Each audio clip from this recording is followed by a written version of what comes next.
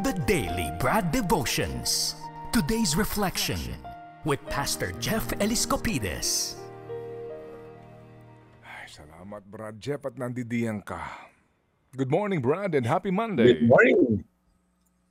Good morning Ted, morning Cha. Good morning, Pastor! Eto na, magandang balita sa gitna ng kaguluhan at tensyon, hindi lang dito sa Pilipinas, maging sa ibang mga bansa. Eto na po ang pampahupa at pampakalma nating lahat. Pastor Jeff, anong magandang balita?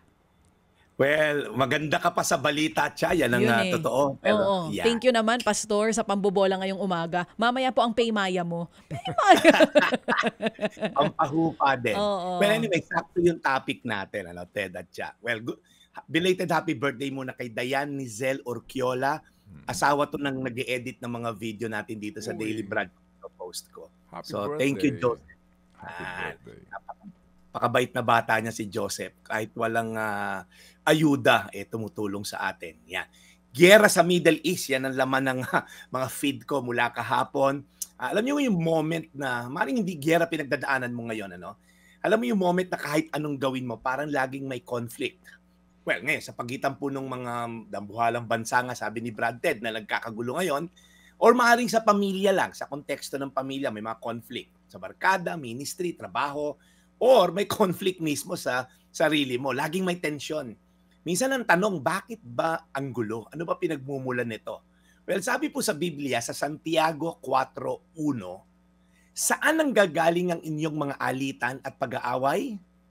Hindi ba't nagmumula iyan sa mga pagnanasang naglalaban-laban sa inyong kalooban? Maganda po yung sinabi ni James, kapatid po to ni Jesus. So maraming causes po ng mga quarrel. Wala namang isa lang.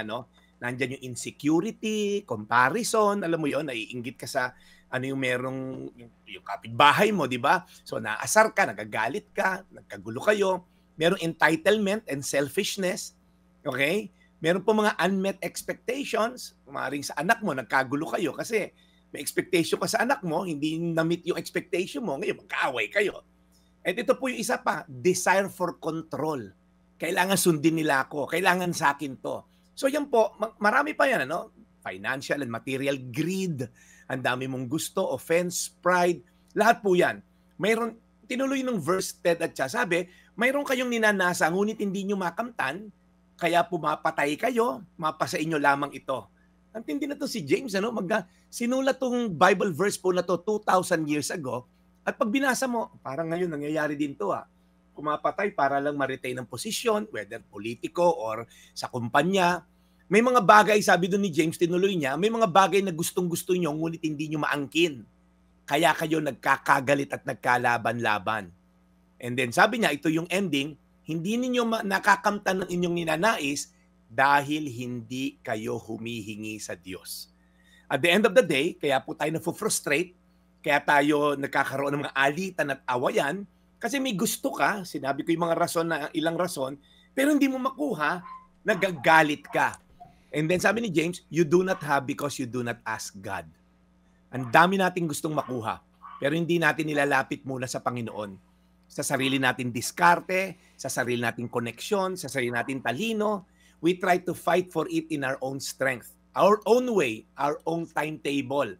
Kaya pag hindi nakuha, nagagalit ka sa tao or sa mga tao sa paligid mo. Instead of fighting people, we should be fighting our pride. Instead of forcing our will, we should be surrendering to God's will.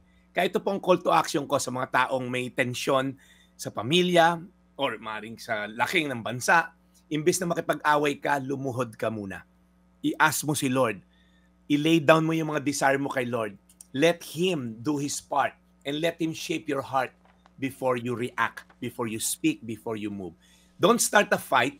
Kneel and pray. God's way is always the better way. Once again, sinabi po ni Santiago, ni James, 4:1, saan ang gagaling ang inyong mga alitan at pag-aaway? Hindi ba't nagmumula iyan sa mga pagnanasang naglalaban-laban sa inyong kalooban? Ay manalangin. Panginoon, salamat po sa revelasyon mula sa Biblia. Ito talaga yung root cause kaya kami nakikipag-away. We want control, we want our pride na ma-serve, we want our ego, we have selfish desire. Lahat kami, Lord, including myself.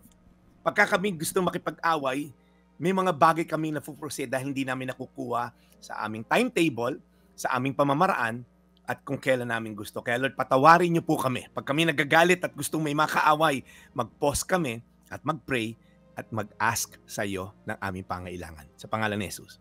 Amen. Amen. Lord, muli po maraming salamat po sa araw na ito. Sa muling pakikinig sa magandang balitang hatid ni Brad Jeff. We pray, Lord, sa buong linggong ito muli, gabayan niyo po si Brad Jeff sa kanyang gagawing pagmimisyon. Keep him safe and protected, lalo po ang kanyang kalusugan. In Jesus' name we pray. Amen. Amen. Salamat ng marami, Brad Jeff, for the reminder. It's power and greed, as usual. Salamat, Brad. Mabuhay ka at Monday ngayon. Anong balita? Well, hindi ako nakapagbabad kahapon dahil medyo busy, pero ngayon itatry natin. Alam mo naman, Monday. Monday is Labada Day. Oh, sige. And Oo. also, happy birthday kay Dr. Emmanuel Lennon. Nagdiwang na kanyang karawan nung Sabado at maging kay Jarius Bondok. Nalimutan natin batiin si Kuya Jarius ng happy birthday. Ayan. Happy Okay. Jarius. birthday. Sige. Salamat na marami, Brad. We'll catch you again tomorrow. Salamat po, Brad Ted at Chat. Of course, sa aking mga ninang Cory at ninong Albert, thank you always for listening. Ito po yung Daily Brad, your daily dose of inspiration. Thank you. Serving the people, Brad Jeff Eliscopides.